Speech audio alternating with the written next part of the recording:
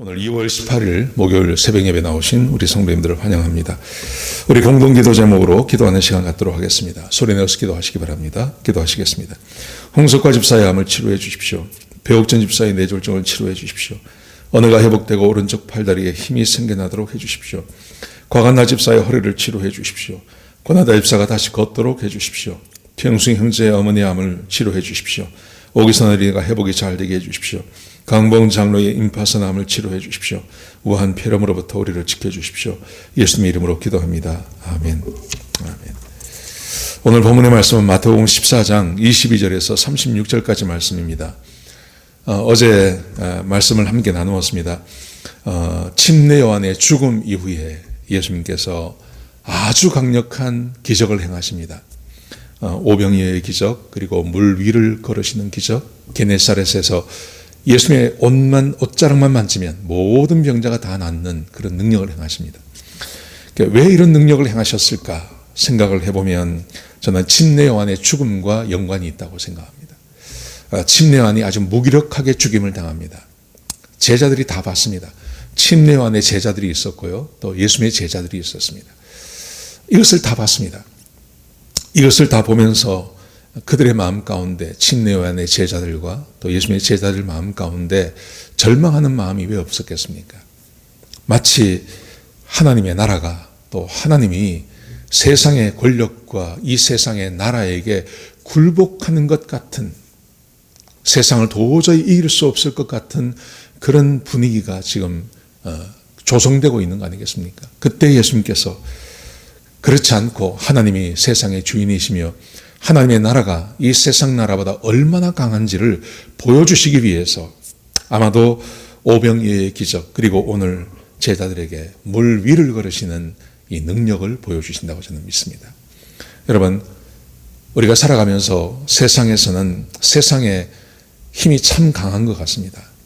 세상의 능력이 참 강한 것 같습니다. 그리고 하나님은 능력이 없는 것 같은 어떤 그런 때가 있지 않습니까? 그때 좀 이 두 가지, 세 가지 기적을 좀 봤으면 좋겠습니다. 자, 오늘 예수님께서 제자들에게 물 위를 걸으시는 기적을 보여주십니다. 오병이어의 기적을 행하신 다음에 예수님께서 제자들에게 빨리 배를 타고 건너편, 지금은 갈릴리 쪽에 있는데요, 저 갈릴리 건너편에 있는 게네사렛으로 가라고 말씀하십니다. 다른 성경에 보시면, 마가복음에 보시면 내가 사람들을 인사하고 보낼 테니 너희는 빨리 건너가라, 그렇게 말씀하십니다. 제자들이 그 말씀을 듣고 배를 타고 지금 갈릴리 바다를 지나가고 있는 겁니다. 자, 그런데 예수님께서는요, 그 다음에 그렇게 보내시고 제자들도 보내시고 사람들을 다 보내신 다음에 기도하러 산으로 올라가십니다. 기도하러 산으로 올라가셔서 거기에 예수님께서 밤에 혼자 계세요. 밤을 지새우면서 혼자 그곳에 기도하며 계셨어요. 자, 그런데 배를 타고 갔던 제자들은 어떻게 되었을까요? 24절에 보시면요, 제자들이 배를 타고 가다가 밤새 폭풍을 만납니다. 폭풍을 만나서 제자들이 아주 고생을 합니다. 예수님께서 그것을 보셨습니다. 그것을 보시고 25절에 보시면 밤사경에, 여기서 밤사경이라는 것은 새벽녘을 말하는 것입니다. 이른 새벽에 물 위를 걸으셔서 제자들에게 가셨습니다. 그러니까 밤새 제자들은 고생하고요, 막 파도에 치여서 막 이 파도 때문에 죽을 것 같이 그렇게 고생을 합니다. 근데 예수님께서 그걸 지켜보고 계시다가 새벽녘에 그들에게 물 위를 걸으셔서 가셨습니다. 자, 26절에 보시면 예수님께서 물 위를 걸어 오시는 것을 보고 제자들이 유령이라고 또 놀랍니다. 놀라서 막 소리를 질렀습니다. 그러자 27절에 보시면 예수님께서 안심하다, 나니 두려워하지 말라, 그렇게 말씀하세요. 예수님께서 물 위를 걸어오세요. 여러분, 오병이어의 기적도 굉장한 기적이었습니다. 그것은 무에서 유를 창조하는 기적이었습니다. 근데 물 위를 걸어가는 것도 굉장한 기적 아닙니까? 자연 세계, 이 세상의 자연 법칙을 거스리는 사람이 물 위를 걷는 그런 기적을 예수님께서 행하십니다. 여러분, 이게 또 뭘 말하는 것일까요? 하나님의 능력이 얼마나 놀라운 것인지를 보여주고 있는 겁니다. 하나님이 얼마나 능력을 가지고 계시며 예수님이 하나님이신 것을 이 제자들에게 보여주고 있는 겁니다. 침례 요한의 사건 이후로 절망하고 마음에 의심이 있고 사람들이 좀 두려워하는 그런 마음을 가진 이 제자들에게 그렇게 할 필요 없이 예수님이 하나님이시고 하나님의 아들이시며 예수님께서 못할 일이 없다는 것을 제자들에게 보여주고 계신 것입니다. 자, 그러자 베드로가 이렇게 말을 합니다. 28절에 보십시오. 베드로가 대답하여 이르되 주여 만일 주님이시면 나를 명하사 물 위로 오라 하소서 하니 그걸 보고 베드로가 여러분 베드로의 성격을 잘 알지 않습니까? 베드로는 무모하기도 하고 굉장히 믿음이 강하기도 하고 즉흥적이기도 하고 그렇습니다. 예수님께서 물 위로 걸어오셨어요. 그러자 자기 마음 가운데 굉장한 믿음이기도 하고 또 굉장히 창의적이기도 하고 그래서 말합니다. 예수님, 만약 당신이 진짜 예수님이시면 나로 하여금 물 위로 걸어오게 하십시오. 그렇게 질문을 했습니다. 요구를 했습니다. 그러자 그 다음 말씀에 예수님께서 오라고 말씀하십니다. 오라고 말씀하십니다. 베드로의 그 간청, 베드로가 믿음으로 말하는 것에 대해서 예수님께서 허락하십니다. 저는 이 본문이 말하는 것이 있다고 생각합니다. 자, 예수님께서 물 위를 걸어오십니다. 베드로가 그걸 보고 만약 예수님이 주님이시면 나로 하여금 물 위를 걸어가게 하십시오. 그랬더니 예수님께서 오라고 말씀하십니다.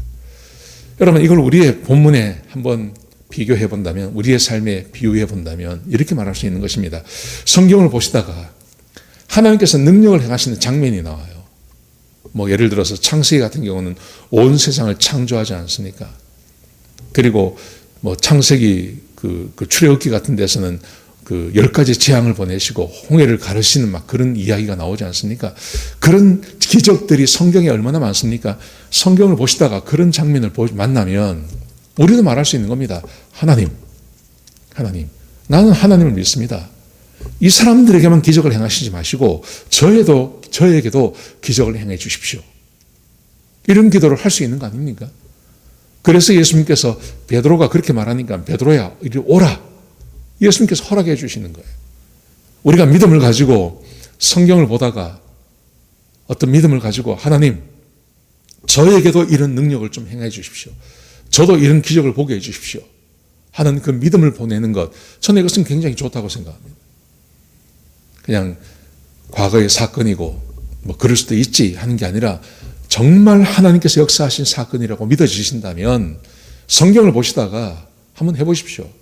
하나님 저도 이런 일을 당하고 있습니다. 저도 어렵습니다. 저도 아이가 없습니다. 하나님 아이 주십시오. 능력을 행해 주십시오. 이렇게 하나님께 기도하는 것 저는 좋다고 생각합니다. 하나님께서 허락해 주신다고 저는 믿습니다. 자, 그런데 베드로가 보십시오. 베드로가 예수님께서 오라고 하니까 29절 보십시오. 오라 하시니 베드로가 배에서 내려 물 위로 걸어서 예수님께로 가되 바람을 보고 무서워 빠져가는지라. 예수님을 보고 가야 되는데 바람을 봤어요. 아마 그 파도를 봤겠죠. 물 위를 걸어가고 있습니다. 근데 바람으로 인해서 울렁이는 그 파도를 보고 바람을 보고 이 사람이 무서워하니까 바로 빠져버렸어요. 믿음이 없어서 바로 빠져버렸어요. 그러자 예수님께서 이렇게 말씀하십니다.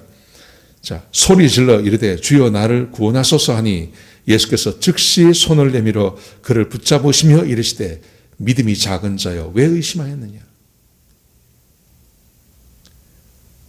첫 발은 잘 디뎠습니다. 믿음도 잘 발휘했습니다. 예수님 저에게도 좀 이 물 위를 걷는 그런 기적을 행해 주십시오. 오라고 했습니다. 근데 물에 들어갔는데 예수님을 믿는 그 믿음이 끝까지 간 게 아니라 환경을 보고 발밑을 바라보고 무서워하니 바로 빠져버렸던 거예요.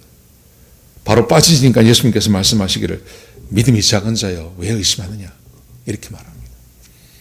여러분 지금 예수님께서 이 믿음이 작은 자여 왜 의심하느냐 이게 제자들의 마음이 아니겠습니까? 제자들이 침례요한이 죽임을 당하는 걸 보고 침례요한의 제자들이 얼마나 절망했을까요? 그리고 침례요한이 그렇게 죽는 것을 바라보면서 선지자가 아주 맥없이 죽는 걸 바라보면서 예수님의 제자들이 표현은 하지 않지만 그들도 비슷한 마음을 가진 거 아니겠습니까?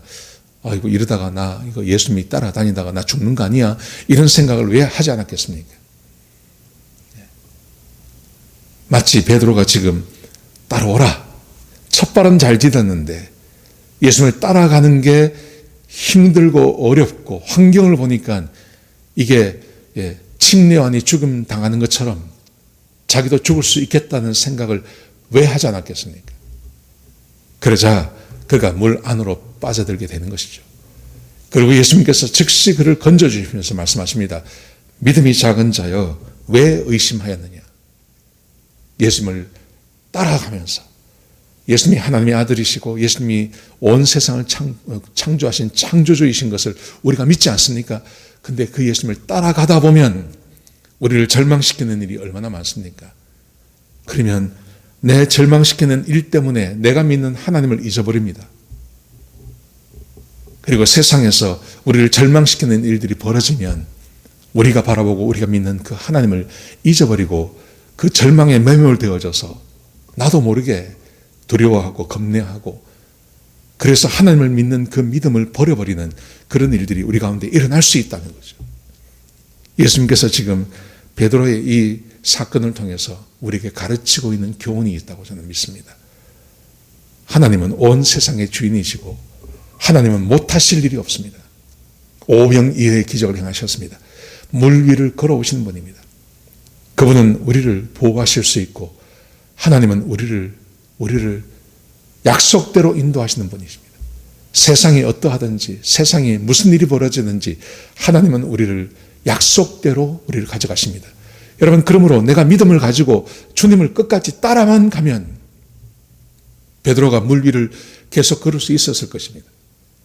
그리고 제자의 삶에 있어서 실패가 없이 제자의 삶을 살 수 있었을 것입니다. 저와 여러분의 삶도 마찬가지라고 생각합니다.